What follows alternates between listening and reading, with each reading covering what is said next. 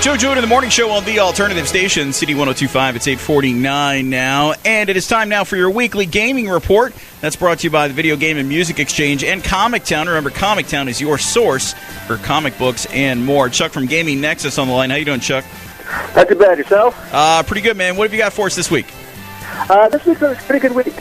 First up, we have Lego Batman 2 DC Superheroes, which is pretty much coming out for all the platforms. So you got PC, 360, PS3, DS, Vita. I'm not sure there's an Atari 2600 version, but I think there might be. So Lego games have been around for a while, and they've done Lego Harry Potter, Lego Star Wars, Lego Indiana Jones, and so they did Lego Batman a couple years ago, and they're bringing it back this year. Now, what's kind of cool is that normally they just kind of iterate. So you get a bunch of new missions, you get some new suits, stuff like that. But the guys at Traveler's Tales have done some really interesting things this year. The biggest thing is that you've got this open-world Gotham City that you can explore. So it's not just kind of this fixing this solo mission. There's actually a fully realized Gotham City that you get to explore. It's kind of the Tim Burton version. So it's kind of got like really Gothic style. It's really pretty slick. And what's kind of cool about that is that you can actually play other heroes, including Superman. So not only can you fly around in the black plane, but you can actually fly around as Superman and fight crime in the city. It's really slick looking. I checked it out at GDC this year, and it looks really, really good. Highly recommended if you like the Lego games or if you have kids. There's a ton of replay value, as there's a lot of hidden content, so really recommend it. And also, just in time for Dark Knight Rises to try and get in on the excitement for that as well. Exactly. Okay. We like that one. And then we've got Steel Battalion Heavy Armor. Tell us about that.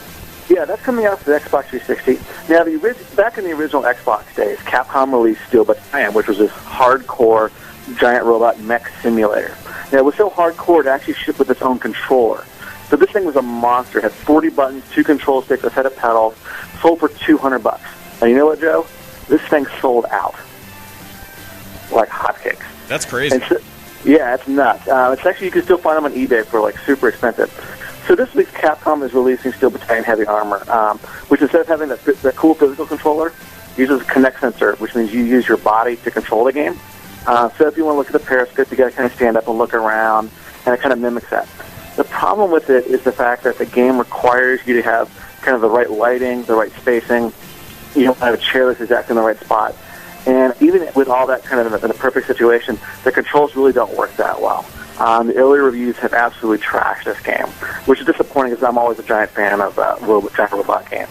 I would probably avoid this one. There's a demo on Xbox Live if you have a Kinect and want to try it out for yourself. But even then, I would probably skip and wait till it's in the bargain bin. Okay, and that was Steel Battalion Heavy Armor. Just a quick minute left here for Marvel Pinball Avengers. Yeah, that's coming out for the Xbox 360 and the PlayStation 3 this week. If you like pinball games, even if you don't like pinball games, if you like the concept of pinball, check these games out. These are fantastic. They've released 4 pinball tables for $10. Our reviewer said he would pay $10 for the Avengers table alone. Now, these are all themed kind of the Marvel universe.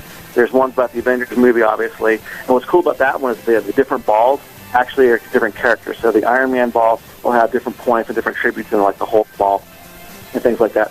It's kind of a silly concept, but it actually really works well in practice. And there's one based on Thor. There's one on the Gauntlet, which is kind of a huge thing if you're a Marvel comic book nerd. Really recommended. We've got a review if you want more information on the game, but if you like pinball games, you have to own this. I love pinball games, so that's worth checking out again. Marvel Pinball Avengers is for Xbox 360 and PS3. Good stuff. Thank you, Chuck. Thank you. All right, 8:53 now.